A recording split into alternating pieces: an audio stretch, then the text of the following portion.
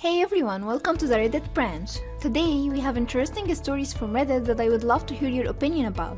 So feel free to let me know what you think down in the comment section. If you enjoyed the video, please give it a thumbs up and subscribe to the channel for content like this every day.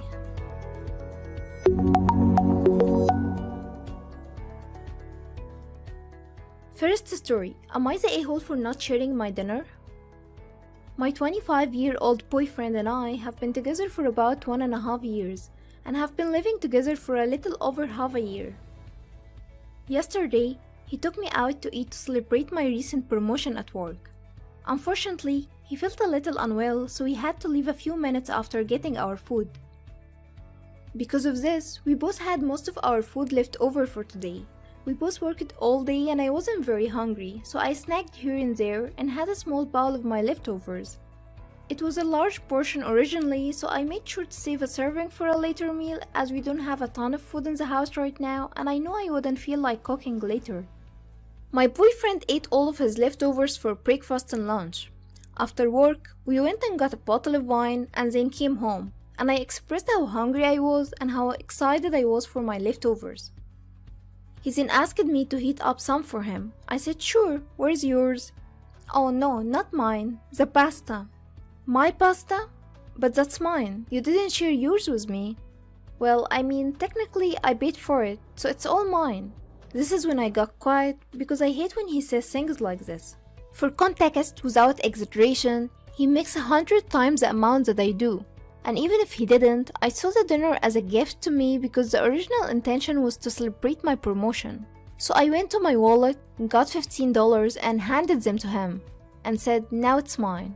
He blew up, started saying things like, guess I'll just starve then, which I found really manipulative. He went on to say how he does a lot for me and sacrifices a lot for me and that it would be nice of me to share with him. I responded with how I wasn't aware that him doing things for me suddenly meant I owe him, that I do things for him too, and that doing those things is just a bare minimum of being in a relationship. And just because he feels like it would be nice for me to share does not mean I'm obligated to share. Where I could be the a-hole, there was food to choose from in the house, so I probably could have shared the single portion I had and supplemented the meal with the snacks if I was still hungry. And he's right that it would have been nice of me to do. People replied in the comments with, get out now. This is just the tip of the iceberg. What happens when he pays for a medical procedure you need? Will he say that he owns you too? You're not the a-hole, and he's being gross. He had leftovers of his meal which he chose to eat all at once and didn't share. You chose to portion and save yours for later, and you don't have to share. He owes you a big apology for being so weird about it. You're not the a-hole. He's manipulative and rude. He shouldn't be constantly bringing up all of the nice things he does for you. By attaching strings, he has negated any niceness there ever was. I cannot believe this guy. The dinner was just a gift. Sure, he wanted your pasta, but this isn't about the food. He sees himself controlling all the assets. I wonder what his family dynamics are. Open a dialogue about concerns that financial control issues might escalate in the future. Naturally, couples counseling with both of you being honest. Don't allow him to minimize his tendencies. Now for my personal opinion, his first points to anger issues stewing under the surface, and his I paid for it so it's all mine comment just doesn't sound right. The poster isn't the a-hole here in my opinion. Next story. Would I be the a-hole if I don't move in with my mother-in-law? I've been with my husband for 13 years, married for 4 years. He's the only son. My mother-in-law's health has been declining in the past few months. She denies, but she's struggling with living alone and things got worse with the pandemic and having to stay home most of the time. Last week, labyrinthitis hit her hard and my husband told me we will probably have to move in with her before the end of the year because she won't be able to live by herself anymore.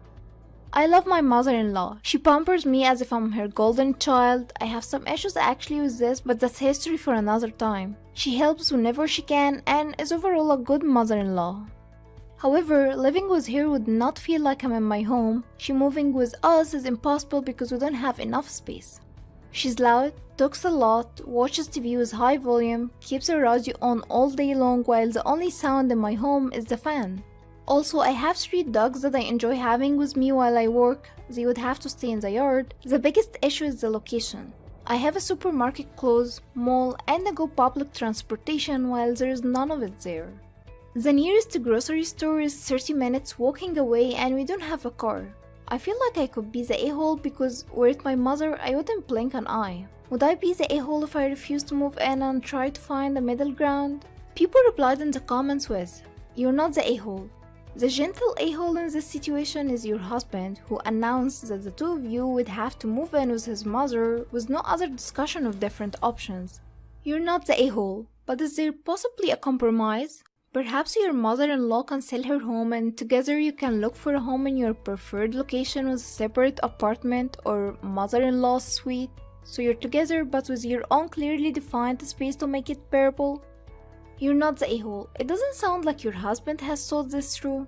Your mother-in-law may not want you both to move in anyways. Much as she loves you, the three of you need to talk about the options together, not just jump into the first possible idea. Now for my personal opinion, I don't think anyone is the a-hole in this situation. I believe this issue is best solved through a compromise that ensures that mother-in-law is taken care of and the wife isn't oppressed. Next story. Am I the a-hole for telling my daughter that a social media influencer isn't a real job? I'm a father of two. One, Sam, 25 male, and Kate, 24 female. Sam is currently working as a business analyst. I'm a single dad and I have raised both of them since birth.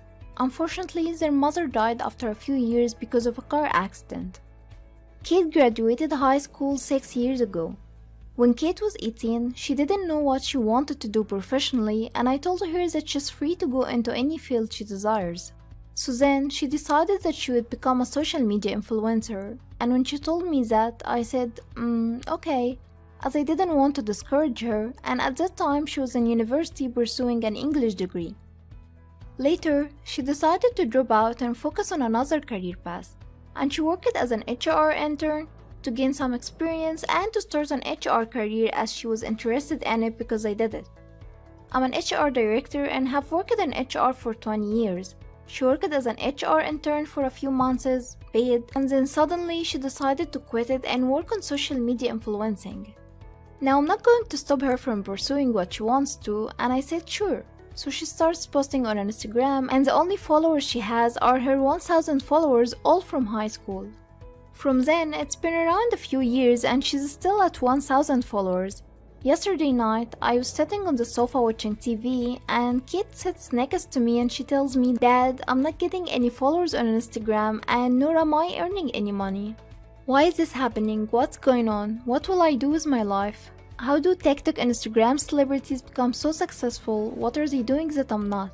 And then she just puts on a sad face. I tell her, "Kate, social media influencer isn't a real job, kiddo. If you want to make actual money, you should work a job. It's quite difficult to earn a living off of social media. What do TikTok and Instagram celebrities did took them years of work and effort to make themselves successful and to the point that they can make a living off of it. What you should have tried to do is work a job and on the side continue the Instagram and TikTok like a side hustle. And once your side hustle makes more money than your actual job, you can actually make your side hustle your income then." Now Kate lives with me under my roof and I pay for her food and basic necessities. I don't have a problem with paying that. She's my child and as a father, it's my responsibility to take care of her regardless of her age. Now my father, grandfather, and so on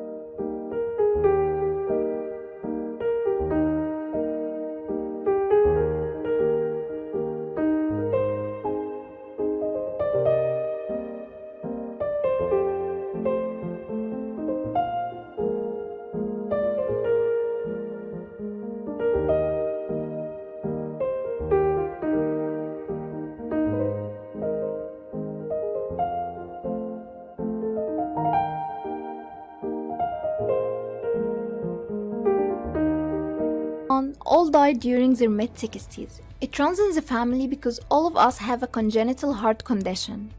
I'm not in my 60s yet, but will be in a few years, and along with the condition, it means that my body weakens with age and there will be increase in disability for me and eventually death. Kate ended up crying and she went to her room and called her aunt while crying. And then her aunt called me an a-hole for telling Kate that social media influencer is not a real job. Her aunt then yelled at me for an hour on the phone and a couple of not so nice words and said I'm being a bad father. Am I the a-hole here? Edit. When I wrote Kate social media influencer is not a real job, kiddo, I did not intend to mean that it's not a job and it's bad. I did not mean that. I implied that it's a difficult profession to actually make a living off of it. I do understand that it's not an easy job work to do working as a social media influencer. It isn't easy, and for the last few years she's been ranting, complaining about how she's not earning any money from it, which is why I explained it to her that it's not a real profession in that sense, as it's a career that isn't that stable. Example with the app Vine, it was quite popular and people were earning well. But then what happened? Vine wasn't able to sustain. Many stars influencers fell off, and now what? People replied in the comments with, "Oh my god, no, you're not the a-hole. You sound like a wonderful and supportive father."